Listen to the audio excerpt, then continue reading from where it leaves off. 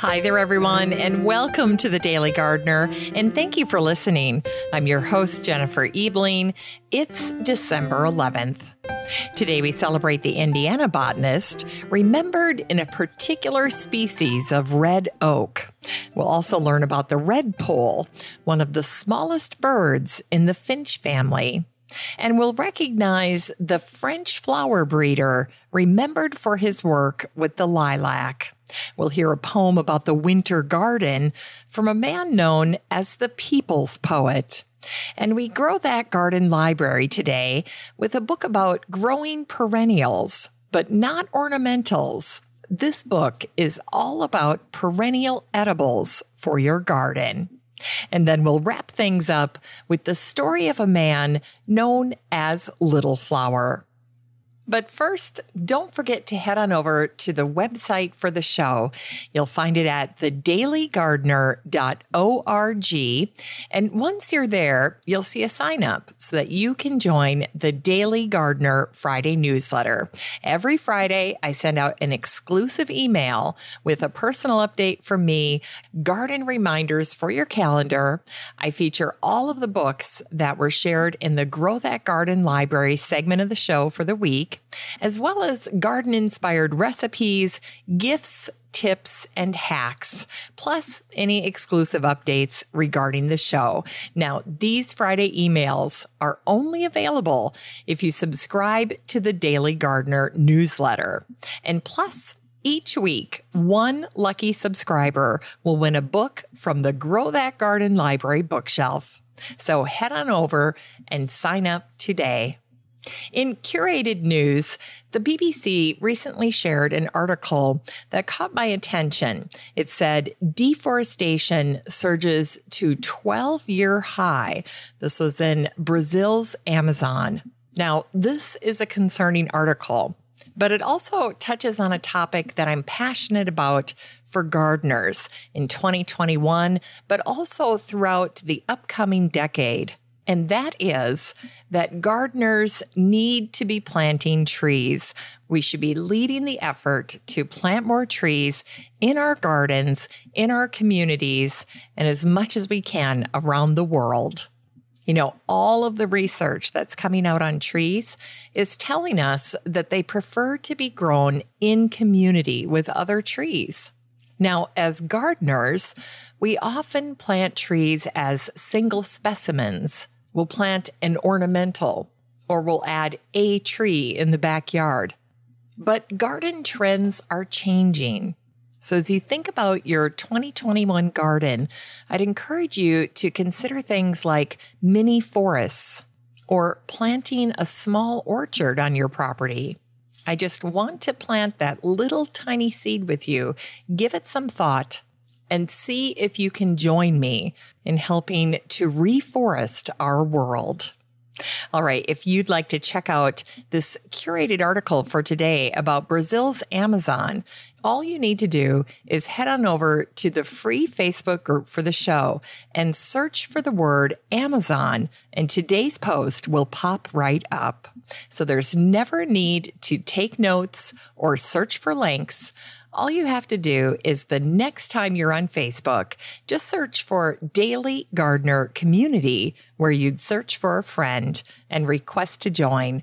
I'd love to meet you in the group. Here's today's brevities. Today is the birthday of the Indiana physician, naturalist, and botanist Jacob Schneck, who was born on this day, December 11th, in 1843. Jacob loved plants. He had a special passion for trees, and he spent as much time as he could in the field botanizing. And for the 1893 Chicago World's Fair, Jacob put together a collection of various types of wood for an exhibition. Once, while he was out botanizing, Jacob's observation and general cleverness allowed him to see a distinctive feature in a species of red oak. To confirm his suspicions, Jacob shared his discovery with a fellow botanist named Nathaniel Lord Britton.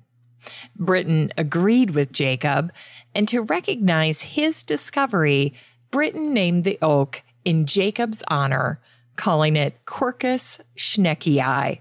Well, today, most people just call it the Schneck oak. Jacob died at the age of 63. Newspaper accounts indicated Jacob had been battling pneumonia, but as a physician, he had still gone out on horseback to tend to his patients. His efforts probably cost him his life. Jacob's funeral was reported to be the largest ever held in Mount Carmel, Illinois, and his obituary said, "No man in Wabash County had endeared himself to so many people as had Dr. Schneck. Year after year, he'd gone about in our midst, quietly doing his great work for humanity, turning away now and then to investigate some scientific question, especially in the realm of botany, his favorite study, and one in which he had acquired a national reputation." After Jacob died, his collection of specimens, stones, shells, and fossils was displayed at the Carnegie Public Library in 1934. When he was alive, Jacob spent a great deal of time fashioning cases and containers to display his collection, and each specimen was labeled in Dr. Schneck's impeccable handwriting. And it was on this day, December 11th, in 1855, that Henry David Thoreau wrote about walking through a spruce swamp and stumbling on a flock of lesser redpolls. These little birds are some of the smallest in the finch family. Lesser redpolls are small and brown with red foreheads. And if you've ever stumbled on a flock of birds enjoying berries during this time of year, you'll be able to relate to Thoreau's wonder at birds in winter. Here's what he wrote. To Holden Swamp. For the first time, I wear gloves, but I have not walked early this season. I thread the tangle of the spruce swamp, admiring the leaflets of the swamp pyrus, the great yellow buds of the swamp pink, and the round red buds of the high blueberry, and the firm sharp ones of the panicled Andromeda. Slowly I worm my way amid the snarl, the thicket of black elder, blueberry, etc. I see the forms, apparently of rabbits, at the foot of maples, and catbirds' nests now exposed in the leafless thicket. Standing there, though in this bare November landscape, I am reminded of the incredible phenomenon of small birds in winter that ere long, amid the cold, powdery snow, as if it were a fruit of the season, will come twittering a flock of delicate crimson-tinged birds, lesser redpolls, to sport and feed on the seeds and buds just ripe for them on the sunny side of a wood, shaking down the powdery snow there in their cheerful social feeding, as if it were high summer to them. These crimson aerial creatures have wings which would bear them quickly to the regions of summer, but here is all the summer they want. What a rich contrast.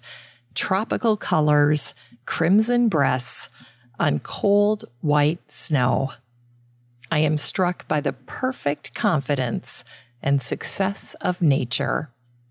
The winter with its snow and ice is not an evil to be corrected. It is as it was designed and made to be. And today is the anniversary of the death of the French flower breeder Victor Lemoine, who died on this day, December 11th, in 1911.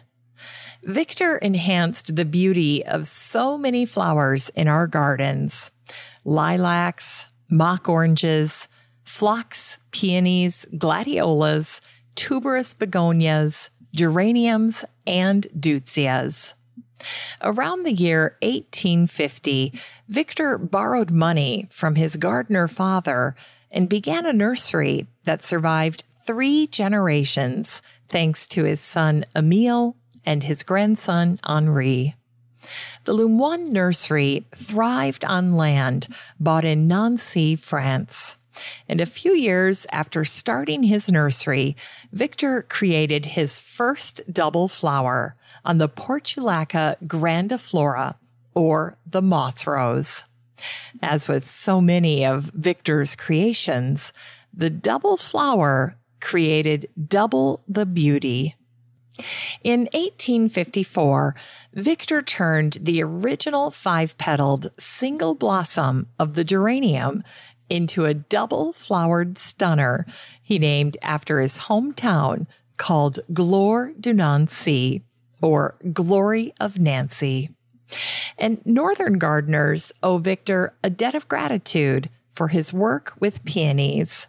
Victor crossed the peony Whitmania with the Siberian albiflora, creating a peony that could withstand a winter freeze.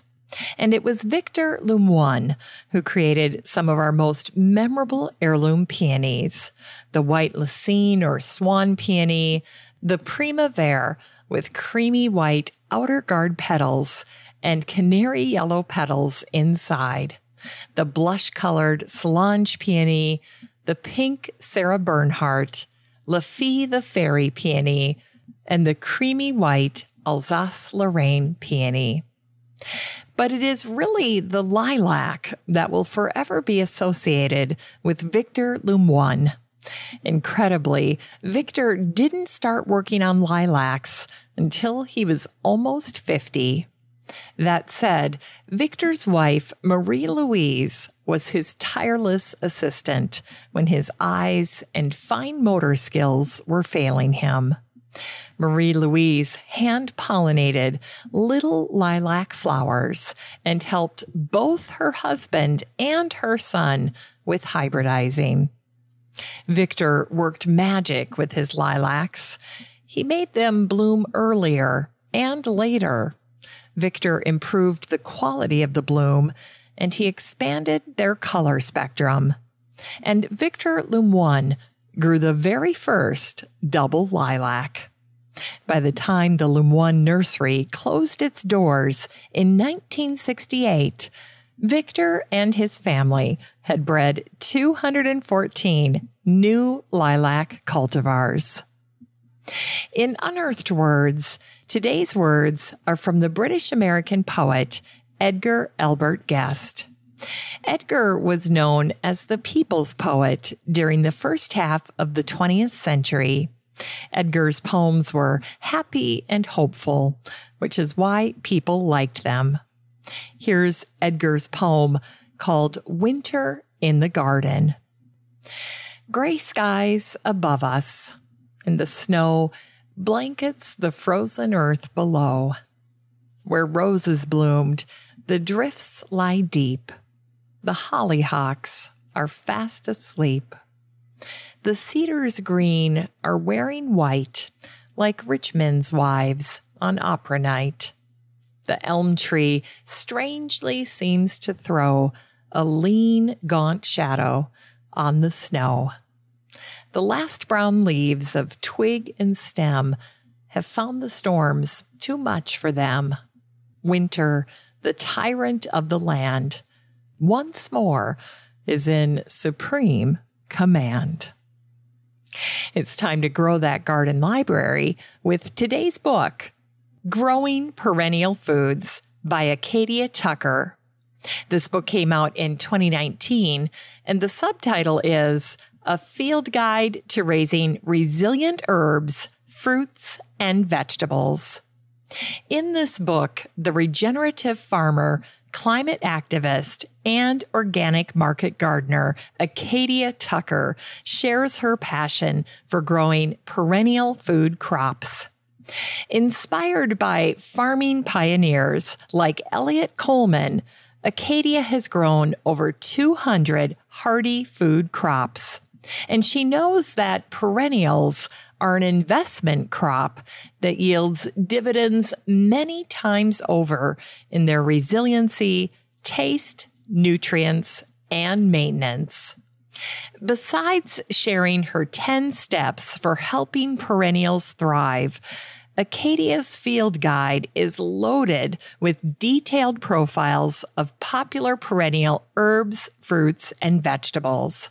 And each plant profile offers Acadia's specific directions regarding planting, growing, harvesting, storing, and preserving the harvest, in addition to recipes. This book is 280 pages of passion for perennial food crops from a woman with hands-on experience. It's like Acadia's right there with you, explaining, encouraging, and giving you all the information for investing in perennials for your own market garden. You can get a copy of Growing Perennial Foods by Acadia Tucker and support the show using the Amazon link in today's show notes for around $10. Finally, here's something sweet to revive the little botanic spark in your heart. Happy birthday today to the little flower, aka Fiorella LaGuardia, who was born on this day, December 11th in 1882 on Sullivan Street in Greenwich Village. During his lifetime, Mayor LaGuardia was often referred to as the Little Flower because Fiorella means little flower in Italian. And although the reference could have been construed as a slight for LaGuardia's short stature, he was only 5'2", it ultimately became an ironic endearment as LaGuardia had a larger-than-life, take-charge personality. Little Flower is remembered for his desire for justice and fairness. He was a champion of the working class and immigrants. Fiorella LaGuardia, Little Flower, died at the age of 64. Thanks for listening to The Daily Gardener. And remember, for a happy, healthy life, garden every day. The Daily Gardener is produced in lovely Wyoming, Minnesota with the help of Paige Mance, Brooke Bierbaum, Kiana Rayleigh, Maddie Doyle, Natalie Decker, and Eric Begay. You can find The Daily Gardener on all your favorite social media. You can follow the show on Instagram, and listeners always have a standing invitation to join the free Facebook group for the show. Just search for Daily Gardener Community the next time you're on Facebook and request to join. All the stories and books that are featured on the show can be found over at thedailygardener.org, thedailygardener.org. And while you're there, be sure to sign up for my free Friday newsletter. Last but not least, you can share your own gardener greetings on the show by emailing me at jennifer@thedailygardener.org. I'm your host, Jennifer Ebling, and as always, have a great day in the garden, and we'll see you tomorrow.